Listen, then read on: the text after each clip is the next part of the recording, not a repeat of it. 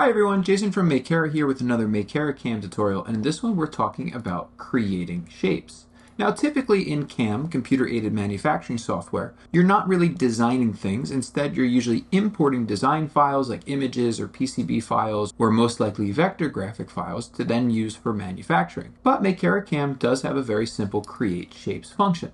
Here we can click create and then choose to create either a circle or a rectangle. So I can create a rectangle of a set size and click where I'd like that rectangle to go. I could also create circles of a set size, let's say with a diameter of 2, and click where I'd like those circles to go. After creating shapes, you could always copy and paste the shapes. You can also use the transform tools built in Makera CAM to move the shapes, or even scale the shapes to change their size after creating them.